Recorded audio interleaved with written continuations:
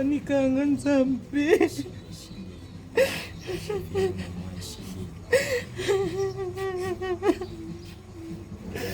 Sans un besoin de problème ou bien vous avez besoin de locaux.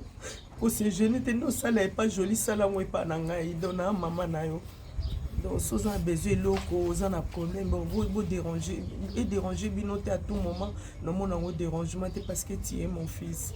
Na pe na ba nanga non qui sont dans sala bo bien na na bana ki na na bana 4 donc izaka eloko nzamba tsaka tinanga et donc c'est ça on a une.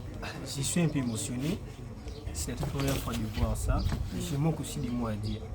La seule chose que j'ai à dire, c'est de dire seulement merci à ma Mireille. Que Dieu vous bénisse. À l'action moko. Namba moko le bauti la mbongo sikoyo na yo uzonga nzamba rappeler nga susu des fois na sala action na mona visa donc c'est solo côté za ndenge bino pe bo mona ka ndenge pe na ko mona alors pour éviter nga na moko nde na mibenda na nga lisusu na mibenda na yebisa nzambe na tika non vi wana ya kozala soki star soki nani na bana non na nga na direction susu. Vous êtes sur BioNews Télévision, la télévision autrement. FBT SARL, Fikipo Business Trading, sponsor officiel, Misalande.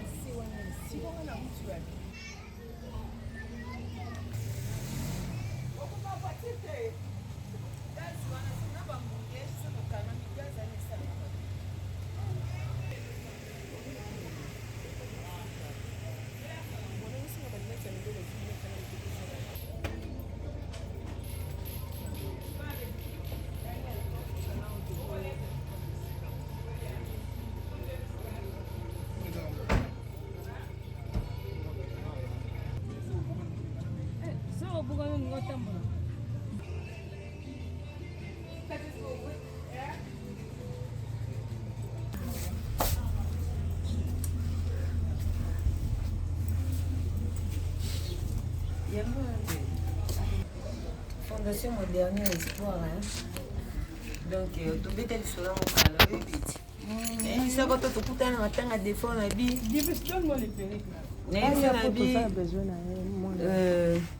Fondation pour visiter donc ma Mireille Poaka Fondation Moderne Espoir on fait une apésali mais tellement il y a capé que ça bat dépôt il y a capé qu'on visiter bateau donc il y a un moment il est vraiment baki à la thé donc il faut y aller donc moni toye so remarquer surtout ton ba t-shirt ya fondation quand même na zangi t-shirt à fondation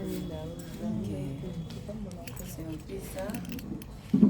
Bonjour. Fondation est venue au Bimba. Tu as visité. On s'est payé.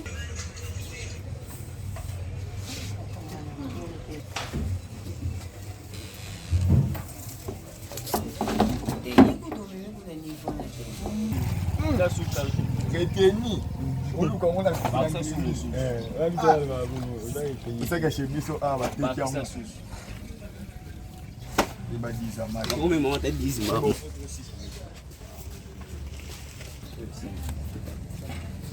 Il a venu. Excuse. Qui va vous mettre ça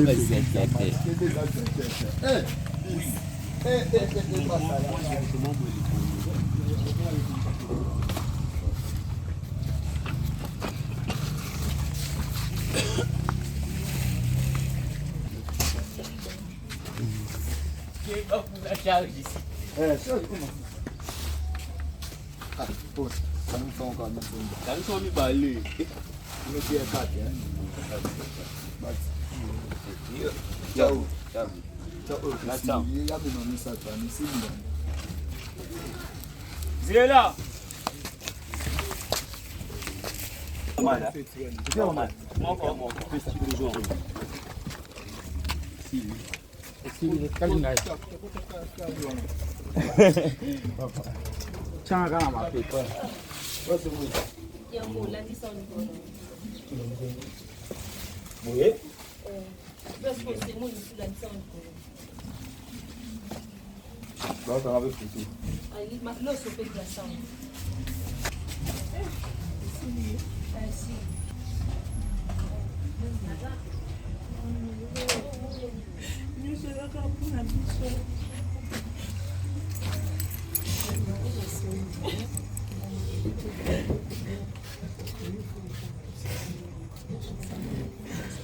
nzambe so abalokalize mokolana so eza journée.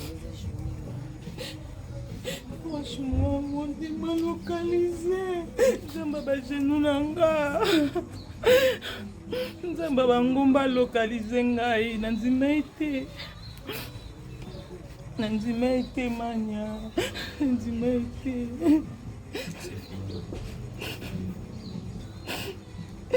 Seigneur, poanikanga nzambe.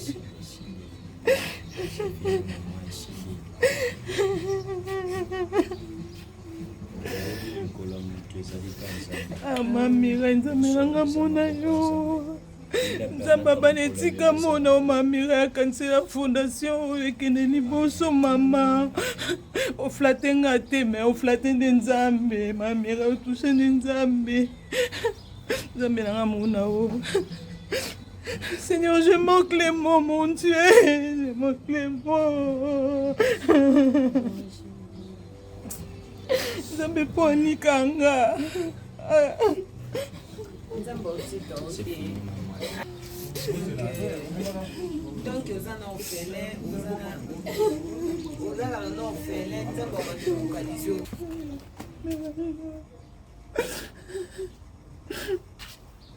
Fondation yaki vraiment visiter bino yaki ko visiter moi na visa parce que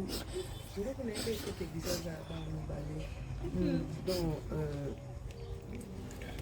je les joue sous la vendie pour être vrai et sincère non baki non na sali yango parce que nazala pas na visa non wana na kosi c'est pas bien jour sous la vendie ba penser yelinga na bi visa tikaki atika na bonga na yebi kuteka na bana mibale na yebi ke visa tika e mwana il faut na aider mwana na elenga kabwe tellement na partage na tout na mania na betika lisonga bien mania na comprendre te mwana visa zo matanga na mutema il faut na ça quelque chose son na ki Afrique vraiment il faut que tika na aider mwana ngo na aider mwana visa na yebi ke visa za mwana atika mwana.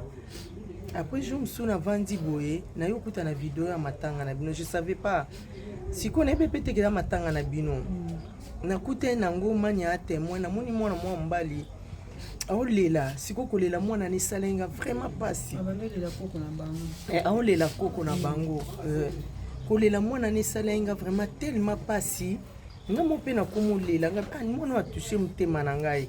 Na yo tanga bibomani okola za muta media peut-être akoyeba na yo tindela mania vidonga bien mwana mania na moni mwana azolela mais esalinga vraiment pasi mwana na toucher vraiment tema na tokoko zoe wapi maman mania l'air atali yango lobi kasi mwana ya visa wana leki ya visa skole na yo tala na yo mona nga eza mwana visa donc na mona ka eza déjà réponse à Nzambe parce que Nzambe soit bien localisé à tout ça.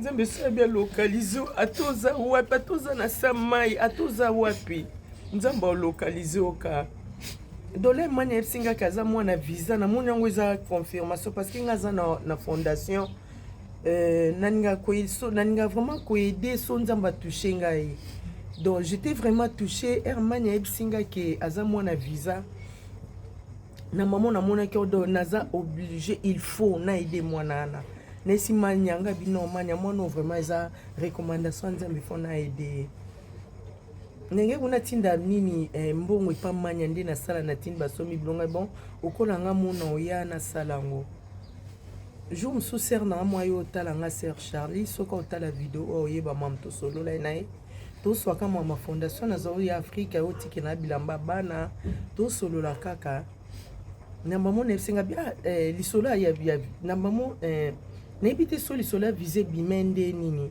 tozobetaka masolo je sais pas so ebimi ndeni nga sikoyo nayebisenga on dirait ngam na banda ya lisolo nayese nde naokende kini neti mikolo après wana nde nasololela mania ezangisa yenga kimia donc omonaka il faut nasala quelque chose mpona mwana na yo oyebisa sikoyo ser Charlie banana namoki atala pensé mo eyelanga boyeboye oyebiki ser Charlie ayebisinga biya Mireille nayebi visa te me nazopense na mwana ekomi lokolo a troisième fois donc eza vraiment recommandation ya nzambe epa yebisinga bi en tout cas il faut osala quelque chose mpona mwana ana parce que ye pa yebi visa te me bapense ya visa mwana visa eyelaki ye ngabi non ça vraiment je suis obligé na yo ya Afrique air na ye nakomi na fallait nazonga nayebi il faut nayosa kutu bagarde ngabi il faut nasala action moko mais nabosani il faut nasala epa mwana visa nabi il faut nasala action sikoyo nakomotuna na hôpital na prison nasala wapi tokomo discuter na bango tolobi bon prison ye sikoyo bia prison bato bazalaka ebele ngabi non eza baloba so lokale na okende ata place ya bamama oyo bafille mère boye na yo tia nabi ke bon nakosala action na prison nazali so na mbongo te nabengi mwana na bino oselo virement moko ya 500 € otielanga yango na ria ou nini comme ça nana besoin nasala action moko namba moko leba otiela mbongo sikoyo na yo ozonga nzambe arapele nga lisusu defo nasala action na mwana visa donc siso moni toyo osomba babiloko nayebi ke eza nango mingi te visa sake biso toya bamama banana eza kaka te yo moto oza mama ya bango ou bien visa même biso mpe toza ya mama donc nasala yango vraiment avec amour etant que mère etant que mwana oyo azangi mama malgré yo ozali mais eza logique aza ya mama te donc biloko na yo otika eza teke mpo bozwa bolia ou bien bozwi bopesi famille bopesi boye non na yo otika yango uniquement mpona bana visa nga nzambe atushe nga na mwana oyo namoni ya mobali so mpe aobima mpo bandeko mpe bamona ye nde tootala oyo mpo ozala touche nzambe aza nzambe ya baorphelin nga mo mpe naza na orphelina na nga nakoki ozwa mpe biloko nasomi ne natiki na orphelina na ngai mais ye mpe aza na droit aza na droit aide bana visa mpe baa na droit moni kosurvivre mpe lokwa bana mosusu tosunga bango tokotikela jolie charge ye mo te omoni visa kufa longtemps nga kunde na oloba nzambe omona nga naza fa na visa te visa kufa longtemps omoni azwi responsabilité bana oyo naoyeba l'époque bana na bazala mike mais nzambe asali grâce lelo naoka 16 ans 18 ans 16 ans déjà donc il faut to aider jolie omoni to aider kate parce que aza mpe ndeko na biso do to aider oyo omoni aza ta na 1 centime aye atiki mpo epesi mpe makasi abokola bano po soki azozanga ozala na susi lelo so jolie toperdre yo vi ya bana oyo ezakoma donc voilà il faut to aider ye donc biloko jolie ezali mpo boteka peut-être ekoza ata mosusu eza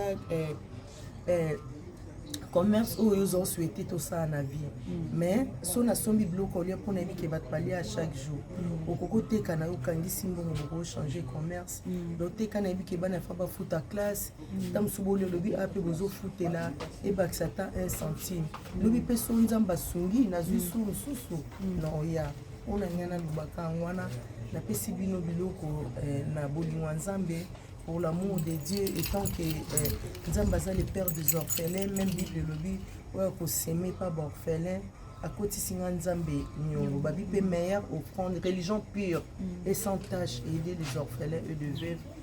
Il y a un moment où il y a ça la geste petit là. Je le comprends, tu biso ka mwana ya soki akoketa ko mona mama Mireille. J'ai vu ça. Bien.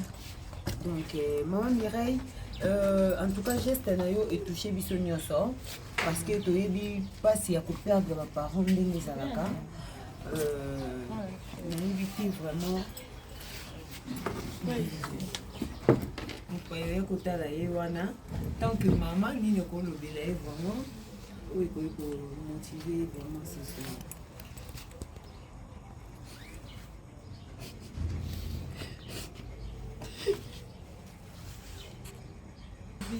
Givis.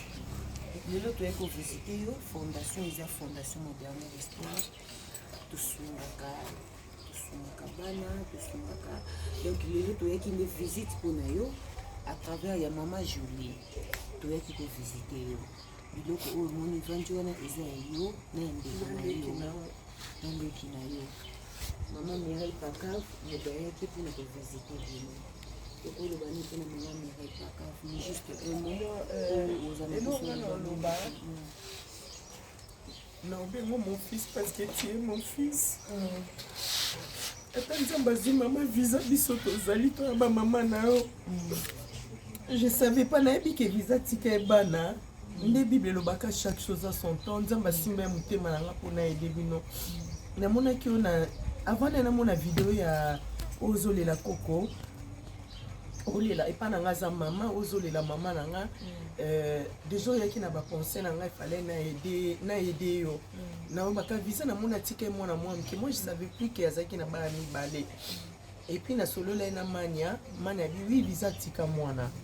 Après les na yo kuta sous na deuxième fois na kuta na vidéo na yo na ebete ke za yo ke mwana visa mais vidéo ngo salenga passe na zui na katika partiana atinde ngenga kanga joli na njoto le la mama wala skona mona joli te na monika yo esalenga passe na mwana ta mono ndazo le la passe vraiment est-ce que tokokuluka okoyeba ete poto ede nda yo sanga kaza mwana visa donc c'est ça que na songi biloko oyo eza mingi te na songi yango po bote bino na oteka nayebi ke botika na mama Jolie mama zana akoyede bino boteka ta mosusu ate ebakisa ta ne fiske 1 plus na d'étude na bino ta mosusu mwa besoin moko bien okoza ta mosusu na besoin ta basket ta mosusu mama Jolie na momo aza nango te aoluka ta bon tozela ta toteka ta mwa biloko oyo basombelo ata basket po kozanga ya olia te so nzambe asungi mpe tozwi ya mingi toya lisusu naoki ke oza na leki na yo dans biloko na eza mpona yo na leki na yo epuis na mama ya bino Jolie aza na ye moto akoyede bino naza mpe babiloko eza ya matadi mais malheureusement nzela ebukani ya baconteneur moyen eza te so bilambe ye nani bijou aobenga ma Jolie na mania baobenga comme ça Jolie aya azwela bino bilamba donc ona nga naloba wana nga mama Mireille nazala na Belgique donc nde eza nayebaki wana mama aza na Belgique comme on est Mireille donc tu peux m'appeler à tout moment si oza besoin de problème ou bien oza besoin loko pour se gêner te nosala epa Jolie sala ngo epa na ngai donc na mama na yo donc si oza besoin loko oza na problème bo déranger et déranger bino te à tout moment nomona ngo dérangement te parce que tu es mon fils na pe na bana nga no question na osala bo bien na bana ti na bana 4 donc izaka eloko nzamba tsaka ti na ngai donc c'est ça on a ngena lobaka ya mwana voilà maman Mireille dis un mot pour maman Mireille. Bon, je suis un peu émotionné.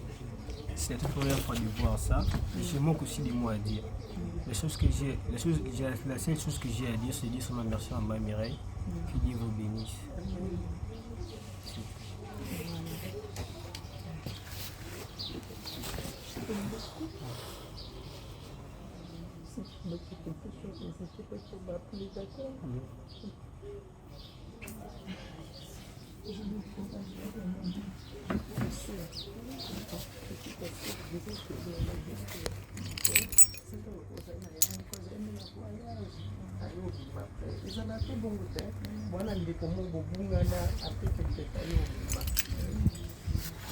Jolie Wanelo, voilà donc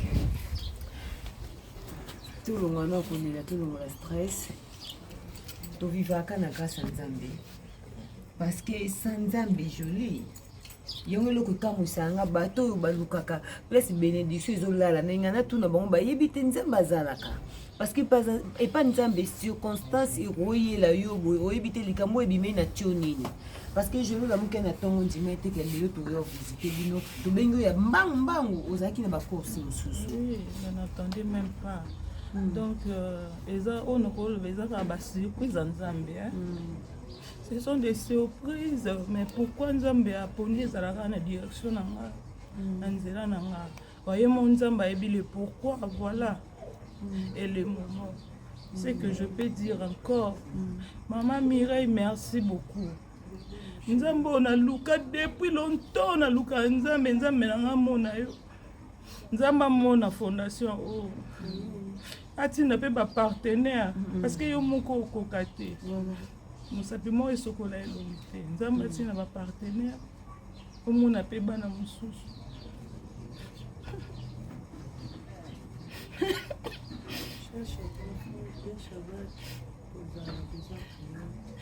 Ye to travailler na orphelinat pour na zape na orphelinat za na bandal bonde ba encadrer bana spirituellement. Ouais papa ukolo banini pour na action lelo visite à lelo et pas ya faire na chez lui là. Apparemment on a koloba tellement on rend grâce na Nzambe parce que tout ça na batimio studio ya kosala action lokola mingi bali naka abasepelaka zumbongo na ye vaut mieux à dépenser na bar surtout na siècle otozali vaut mieux à dépenser mbongo na ye na ba futilité mais maman Mireille Andini asala en collaboration na fondation mobimba na bato nyonso tu andimi mwa moke oyo azozwa aya kodepense yango likolo ya orphelin nayebi eloko moko ke Nzamba tika bato basoutenaka baorphelin te. Et en plus, la seule chose que je peux dire à mon frère est que espérance y avait Zanan. Moi, ma mère m'a laissé, je ne l'ai pas même vu, mais Tilelo à travers Oyeba Nzambe, Nzamba tika bisote tanga donc ozanga yoliate, ozanga yolata te pourquoi parce que Nzamba Zana yo. Eloko mono ebisa maman Jolie na frère nanga que espérance y avait Zali. Kokende ya maman et la qui cité cause que Nzambe a abandonné.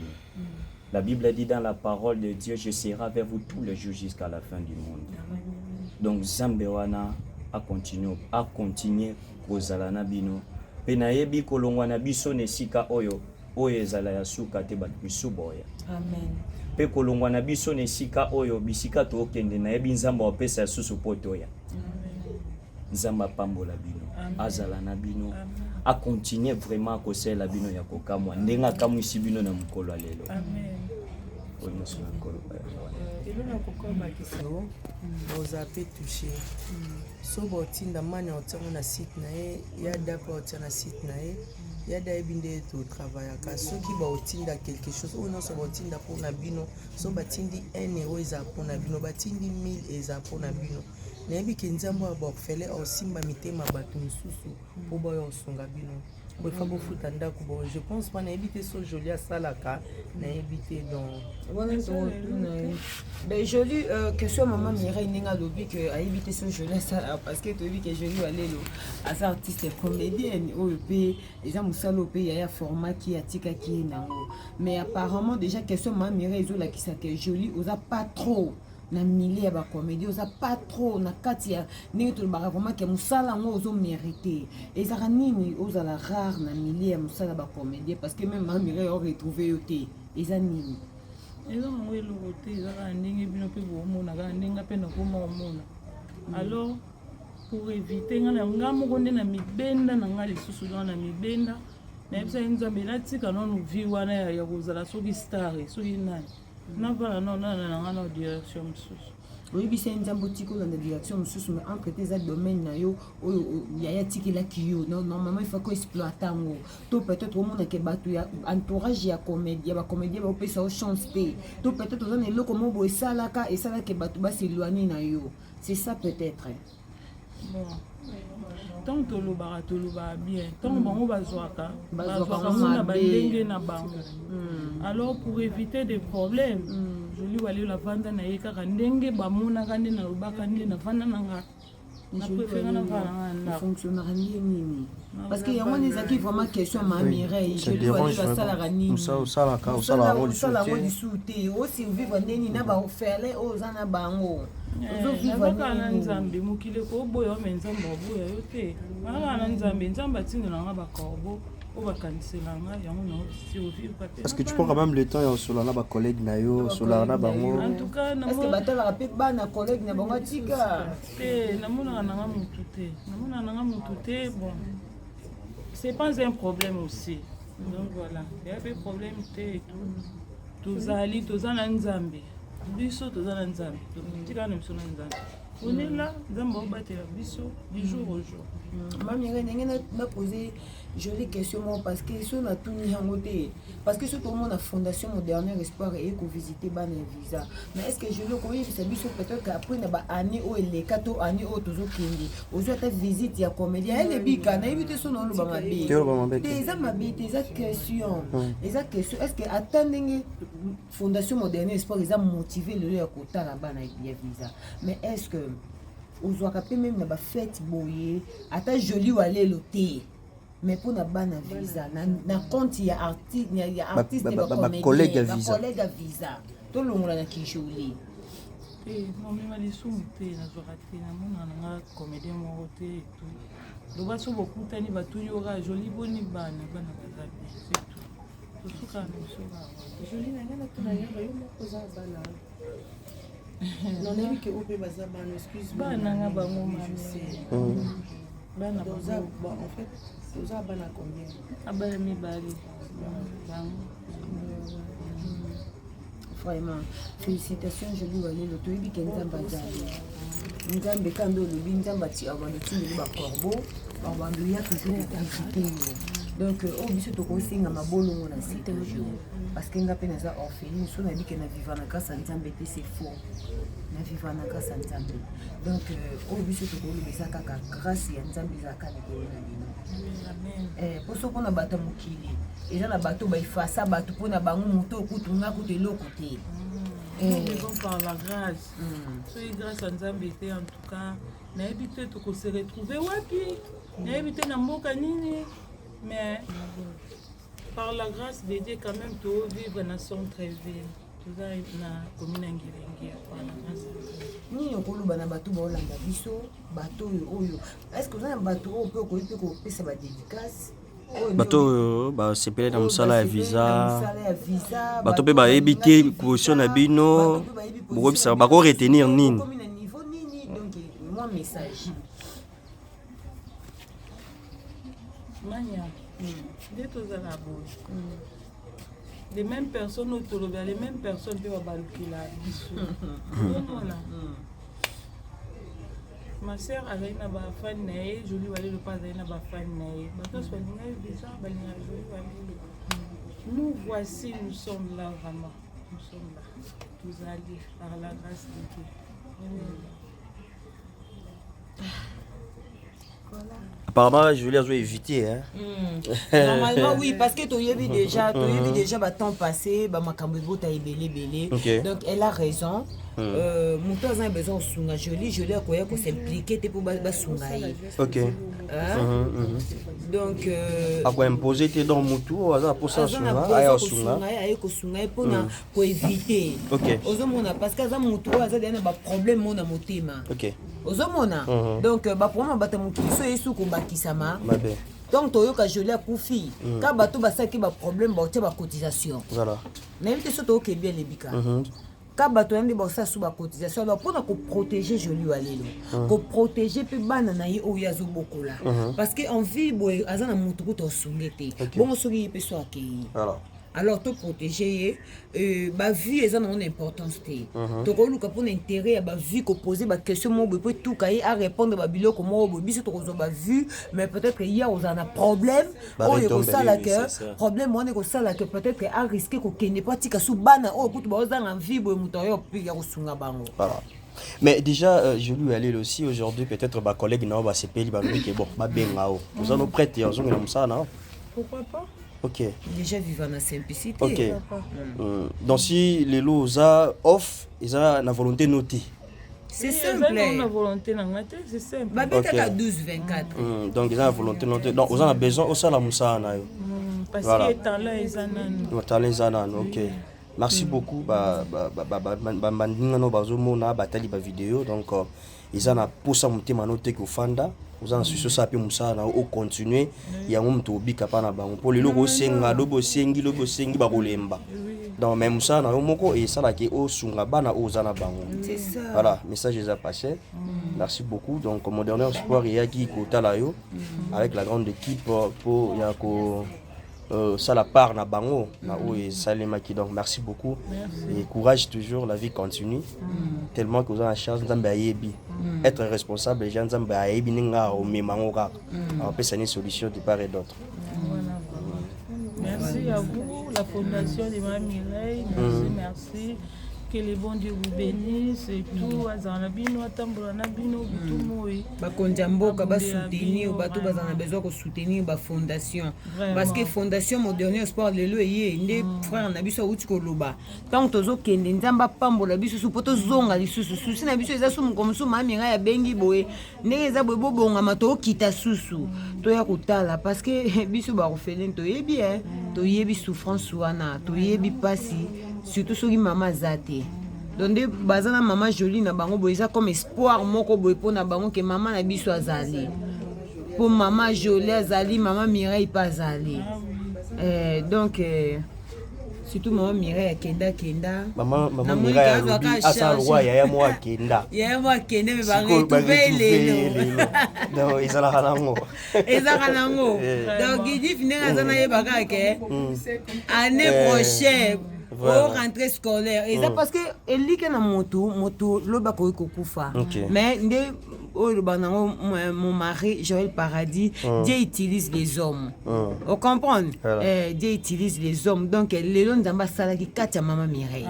Allez kananzela oyo. Tout le monde ensemble à travers bateau nous avons utilisé pour la biso. Bon surtout tout le monde ensemble longanzambe so ba dévier ngolo ba izandeni. Au dévier quand tout le monde a filmé. Voilà. Ben je loue aller l'ota insuffisance ni auto musala ni nte mais tout santé ça va. N'est si au faut d'être maïka.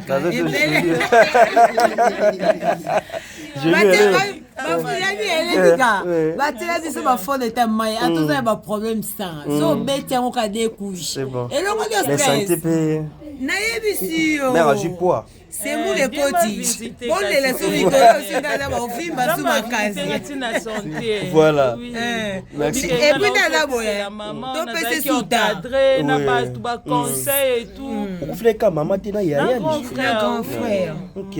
Donc il l'a dans qui surtout lui ouais grand frère maman une semaine kaka voilà vraiment l'équipe vraiment de étape moi très difficile vraiment Vanessa va valer à banca tout monde qui n'a bilili tendance di binga fansa yo na chez arande ona oui elle c'est ma sœur tendresse di binga tout ça même avenue Mosamba biso na so ça bango bazana nini OK bon Rosine Muchopi moi kala c'est ma sœur elle est là Rosine akangana mbetu akangana mbetu aye OK kwa pa mabuna na kala tout le monde a quatre ans maman bana responsabilité baza bonne relation Daniel banda jour na mono le problème la simana na Rosie Muchopi bien comment Rosie c'est ma sœur batunyo sa kutu musa ba ebi ke wana vraiment pangi na malgré la famille so ba pour mais ba bezanga ate poto mono na ba film na zo mona na te na film ba Rosie to mona hotene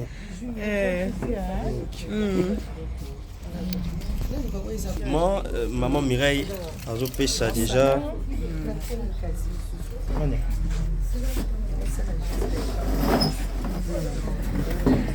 fais entrer ça à la maison et puis je vais français à tout les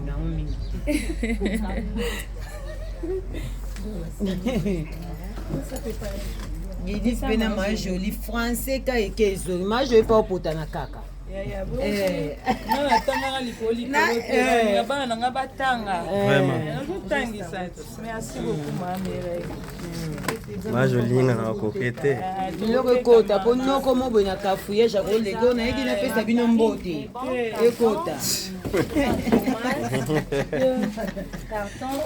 makulu tout monde aleka napesa mbote joli ayo kuta basaki etanda mibo kindoki ekota mami napesa biso fond de commerce apesa biso fond de commerce mami napesa nga fond de commerce OK nazalaki nanga na ndako sans fond navandaka boye nazo raisonner nzambe nosala nini mbula esika yango tokota me nzambe avisite nga avant nesila bapesi nga commerce espoir esukaki fo nazonga na coin Daniel obiseri moko kala nazala na coin nayebi su wana na Ethiopie nakwea na Ethiopie okwea na lekation aleka na talo ame molelo andoteka nayebi un moitié parfois 10 $, moitié nango 15. Tika bino na ndokitela bino tika boya ifazonga zonga na balabala oza liboso numéro nanga Belgique oza numéro nazo utiliser mais nazo zonga nanga pe dans 2 jours 3 jours bébé merci maman wana numéro ya mama ya tantine oyo abongaki na poto boretrouve yango wana boma joli mpe moko okangela obenga mposa nini tu vas appeler pourquoi ozala baposa na ye biso boya français te ya bebe biso tokoya lingala donc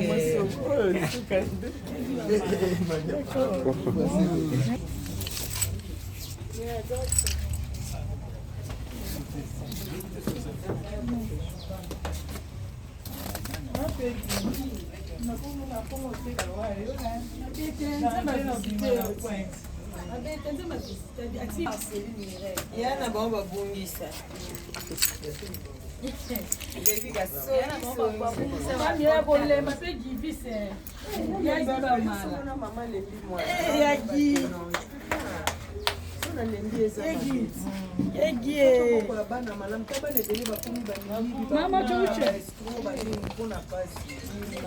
Merci beaucoup Daniel Lebika.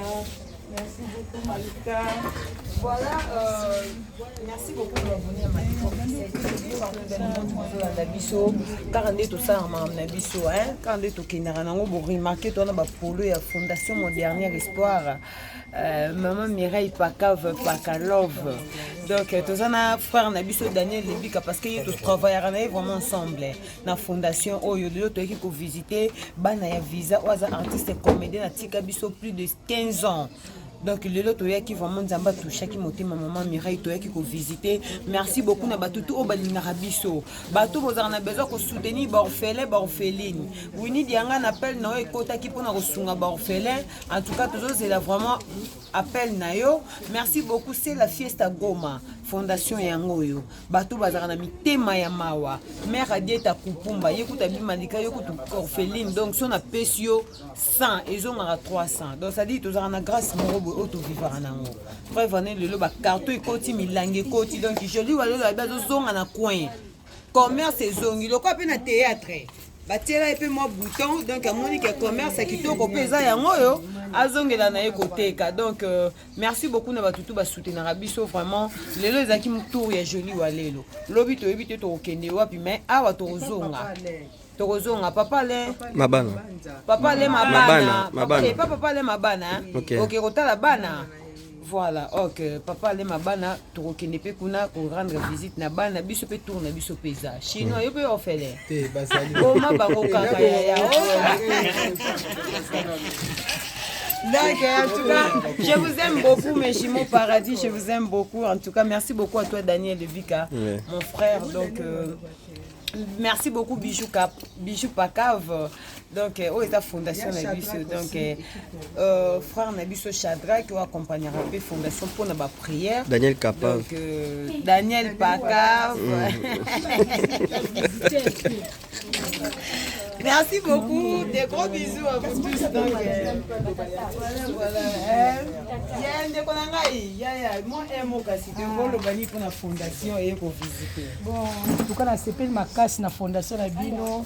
Bon, appelé un Nzambi. On appelle en tout cas, vraiment Nzamba bâti la bino. Pour famille, je la passe mon dans le rolobati. C'est là que nous tombe ici, la tique la gagne à tirer la bana. Bon, nous tombe ici, la tique la tirer la bana. En tout cas, bien pour vite, on va décoller pour tique été. En tout cas, pour soumailler, tina souka, Nzambe fait en bas. Bon, vivana joli awa. Bon, tu vas là, je n'ai pas outil camadéri. Non, kota tu vas là dans la balangi, tu salada, tu sakana mabutu. Ton père maman, azoka place on va te maman d'aller tout le colo. Ba comportement biso bité. Donc moi ça vidéo na mamu, aya on va dans la caractère mamu. Ba ko ka été biso ko to yebi pour va ni malamu. Yo mona maman kosala ta ba 15 ans ouais ngende pe je la foutela na ye si ton pe maman passe si on moni joya li ko na maman ta mo moi mwasi ay ko vana maman de maman ay ko kufa azayi mo moi c'était pas ni ba maman Mireille pas et voilà donc lelo bovanda na joli à se comporter rapide nini na vie sociale des alamuta vanda rapide na bato aza mutu ya malamu kozala ya mabe mpe kozala soki ya mabe ezali yango wana omingi otambwisa te toza bato sekomprenaka po toyaka bana nzambe sekomprenaka toya bato tovandaka malamu biso li bandeko na ye ava bato baya biso tovandaka bye bye caméra na zo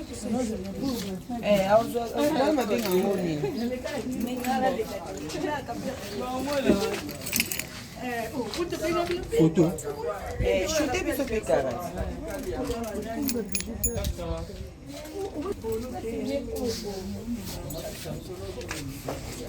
wamelo kota biso photo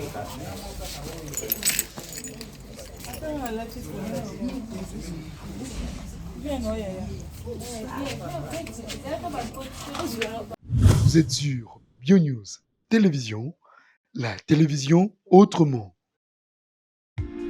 FBT SARL, Fikipo Business Trading, sponsor officiel, Missalande.